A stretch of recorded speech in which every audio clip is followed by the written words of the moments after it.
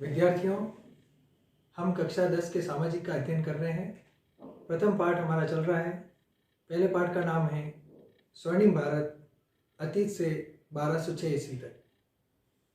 इसी कड़ी में हमने जब शुरुआत करी तो सबसे पहले हमने चंद्रगुप्त मौर्य के बारे में पढ़ा, फिर हमने बिंदुसार के बारे में पढ़ा और आज की हमारी जो क्लास शुरू कर रहे हैं हम बिंदुसार के पुत्र अशोक के बारे में शुरू करेंगे।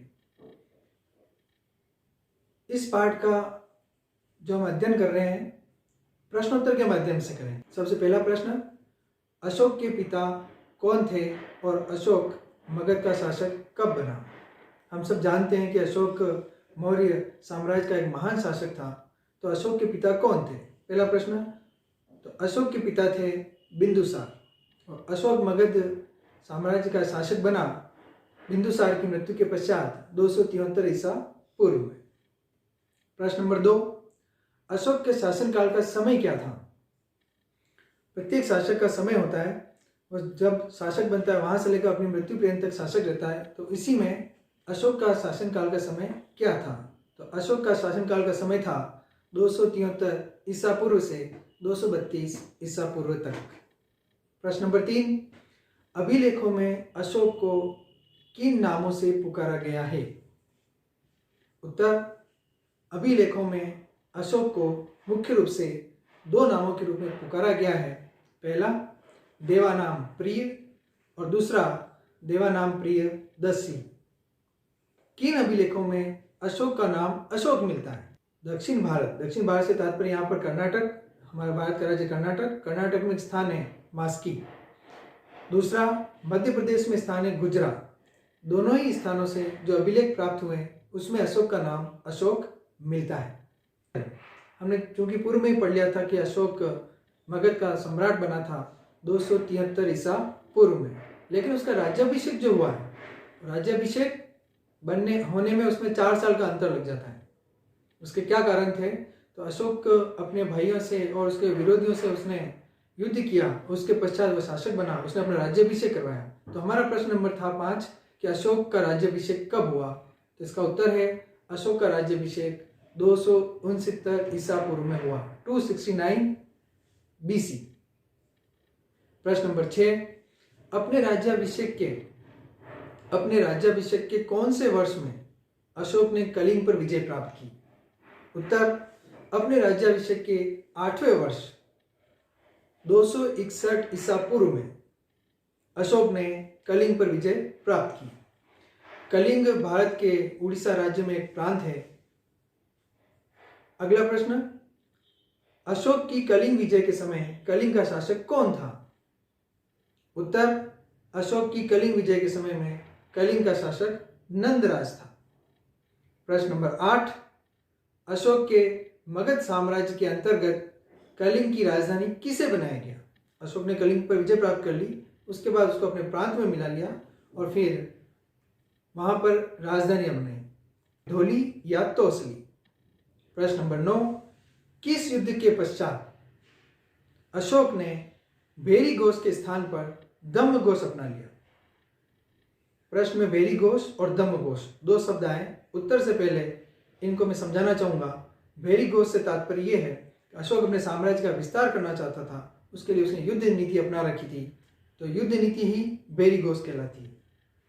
दम्म घोष से तात्पर्य यह है कि अशोक ने युद्ध नीति का त्याग कर नैतिक नियमों के माध्यम से प्रजा पर अपना शासन स्थापित किया। हमारा प्रश्न था, किस युद्ध के पश्चात अशोक ने भेरी घोष के स्थान पर दम्म घोष को अपना लिया? उत्तर, कलिंग विजय के पश्चात। प्रश्न नंबर 10, किन विद्वानों के प्रभाव में आकर अशोक ने बौद्ध धर्म अपनाया? उत्तर है श्रमण निग्रोध तथा उपगुप्त के प्रभाव में आकर अशोक ने बौद्ध धर्म अपनाया। प्रश्न नंबर 11, अशोक ने आजीविकों के निवास हेतु किस स्थान पर गुफाएं बनवाई? उत्तर, बराबर की गुफाएं। यहां पर मैं बराबर की गुफाओं के बारे में आपको परिचय देना चाहता हूं। वर्तमान भारत के बिहार राज्य में बराबर की गुफाएं स्थित है। वहां पर अशोक ने आजीविक संप्रदाय के लोगों के लिए गुफाओं का निर्माण करवाया था। प्रश्न नंबर 12, अशोक द्वारा निर्मित आजीविकों के निवास हेतु गुफाएं कितनी हैं, नाम बताइए। तो ये 4 गुफाएं हैं, इनके नाम हैं सुदामा, दूसरा चापार, तीसरी विश्व झोंपड़ी और चौथी गुफा का नाम है कर्ण।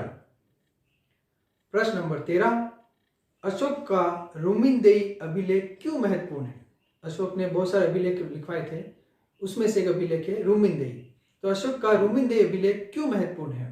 तो अशोक के रुमिनदेई अभिलेख से हमें विदित होता है कि अशोक ने वहां भूमि कर की दर 1/6 से घटाकर 1/8 कर दी थी। इससे यह तात्पर्य होता है कि अशोक प्रजा वत्सल था, प्रजा की चिंता करता था। प्रश्न नंबर 14, अशोक की धम्म यात्रा बताइए। अशोक ने धम्म शब्द दिया था, तो उसकी धम्म यात्रा का क्या महत्व है? क्या है धम्म यात्रा? उत्तर, अशोक ने राज्याभिषेक के 10वें वर्ष में बोध गया तथा 20वें वर्ष में लुम्बिनी की, जो कि कपिलवस्तु में है, की यात्रा की। इसे ही धम्म यात्रा कहा जाता है। प्रश्न नंबर 15, अशोक ने स्वयं को बुद्ध शाक्य कहा है, इसका प्रमाण दीजिए। मास्की के लघु शिलालेख में स्वयं को बुद्ध शाक्य कहा है। प्रश्न नंबर 16, धम्म किसे कहते हैं? बहुत महत्वपूर्ण प्रश्न है। अशोक को जब हम समझते हैं तो धम्म शब्द से हम धर्म के साथ तुलना कर देते हैं, जबकि वास्तव में धर्म और धम्म दो अलग अलग चीजें हैं। हमारा प्रश्न था, अशोक ने धम्म शब्द दिया है, उस धम्म शब्द का क्या अर्थ है, या धम्म किसे कहते हैं? उत्तर, अशोक ने मनुष्य की नैतिक उन्नति के लिए जिन आदर्शों का प्रतिपादन किया उसे धम्म कहा गया है। अशोक के अनुसार पाप कर्म से निवृत्ति, विश्व कल्याण, दया, दान, सत्य एवं कर्म शुद्धि ही धम्म है। बहुत सरल भाषा में परिभाषा दी है, आप इसे 2 बार सुने, आपको याद हो जाएगी। प्रश्न नंबर 17, अशोक ने धम्म की परिभाषा कहाँ दी है? अशोक एक ऐसा शासक है जिसने अपने किए गए कार्यों को उदाहरण सहित उनको प्रस्तुत किया है, उनको अभिलेखों में प्रस्तुत किया है। तो अशोक ने धम्म की परिभाषा कहाँ दी है? तो अशोक ने दूसरे व 7वें स्तंभ अभिलेख में धम्म की परिभाषा दी है। प्रश्न नंबर 18, अशोक के धम्म के प्रमुख सिद्धांत कौन से हैं? उत्तर, अशोक के धम्म के प्रमुख सिद्धांत हैं साधु स्वभाव, कल्याणकारी कार्यव्रत, पाप रहित होना, व्यवहार में शुद्धता एवं दया भाव, सुचिता रखना, श्रमणों का कल्याण करना अशोक के धम्म के प्रमुख सिद्धांत हैं।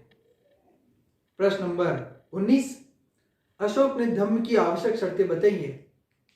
प्रश्न नंबर 19, अशोक के धम्म की आवश्यक शर्तें क्या हैं, बताइए। उत्तर बोल रहा हूं, अशोक ने धम्म की आवश्यक शर्तें निम्न बताई है। माता पिता व अन्य बड़ों की आज्ञा मानना, गुरुजनों के प्रति आदर, मित्रों, परिचितों तथा संबंधियों, ब्राह्मणों, श्रमणों के प्रति दानशील रहना व उचित व्यवहार करना धम्म की आवश्यक शर्तें हैं। प्रश्न नंबर 20, अशोक ने बौद्ध धर्म के किन त्रिरत्नों के प्रति अपनी आस्था प्रकट की थी? अशोक ने 3 रत्न बताए, तो कौन से हैं बौद्ध धर्म के 3 रत्न? उत्तर, अशोक ने बौद्ध धर्म के त्रिरत्नों बुद्ध, धम्म एवं संघ के प्रति अपनी आस्था प्रकट की है। प्रश्न नंबर 21, अशोक ने किस शिलालेख में यह विज्ञप्ति जारी की कि किसी भी यज्ञ के लिए पशुओं की हत्या नहीं की जाए? अशोक न केवल मानव सभ्यता के कल्याण के कार्य करता था, बल्कि उसने पशुओं के प्रति भी दया भाव रखी। तो इसका उत्तर है, अशोक ने अपने प्रथम शिलालेख में यह घोषणा की कि किसी भी यज्ञ के लिए पशु की हत्या नहीं की जाए। प्रश्न नंबर 22, धम्म यात्रा से क्या तात्पर्य है? अशोक से पूर्व विहार यात्राएं की जाती थी, जिसमें राजा पशुओं का शिकार करने के लिए निकला करते थे।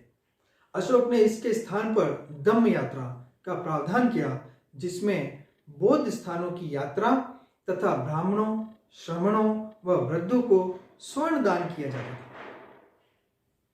प्रश्न नंबर 23, अनुसंधान किसे कहते हैं? यहां अनुसंधान से तात्पर्य वैज्ञानिक अनुसंधान से नहीं है। अशोक के परिप्रेक्ष्य में हम ये प्रश्न देख रहे हैं कि अशोक के अनुसार अनुसंधान किसे कहते हैं।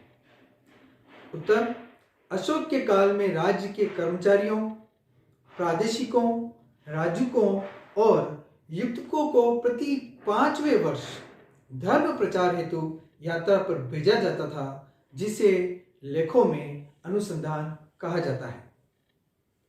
प्रश्न नंबर 24, अशोक ने धम्म महामात्र की नियुक्ति कब की। उत्तर, अपने राज्याभिषेक के 14वें वर्ष में अशोक ने धम्म महामात्र की नियुक्ति की। प्रश्न नंबर 25, इसी क्रम में धम्म महामंत्र के क्या कार्य थे। उत्तर, जनता के धम्म का प्रचार करना, उन्हें कल्याणकारी कार्य करने के लिए प्रेरित करना, दानशीलता के लिए प्रोत्साहित करना, कारावास के कैदियों को मुक्त करना या उनकी सजा कम करना, उनके परिवार की आर्थिक सहायता करना, ये सभी कार्य धम्म महामात्र के थे। प्रश्न नंबर 26, अभिलेख किसे कहते हैं। उत्तर, महत्वपूर्ण लेख, दस्तावेज, रिकॉर्ड जो ताम्रपत्र या पत्थर आदि पर उत्कीर्ण किए जाते हैं, उन्हें अभिलेख कहा जाता है। प्रश्न नंबर 27, भारतीय इतिहास का वह प्रथम शासक कौन है जिसने अपनी प्रजा से अभिलेखों के माध्यम से संवाद किया। उत्तर, महान मौर्य शासक अशोक। प्रश्न नंबर 28, अशोक के अधिकांश अभिलेख किस लिपि में है। हम अभिलेख की बात कर रहे हैं, अशोक ने अभिलेख लिखे हैं तो उनकी लिपि है, तो अधिकांश लेख किस लिपि में है।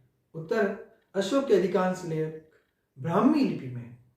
प्रश्न नंबर 29, मानसेहरा व शाहबाज घड़ी से प्राप्त अशोक के अभिलेख किस लिपि में है। उत्तर, मानसेहरा व शाहबाज घड़ी से प्राप्त अशोक के अभिलेख खरोष्ठी लिपि में। प्रश्न नंबर 30, अशोक को अभिलेख रचना की प्रेरणा कहां से मिली। उत्तर, अशोक को अभिलेख रचना की प्रेरणा ईरानी राजा दारा, जिसे डेरियस प्रथम भी कहते हैं, से प्राप्त हुई।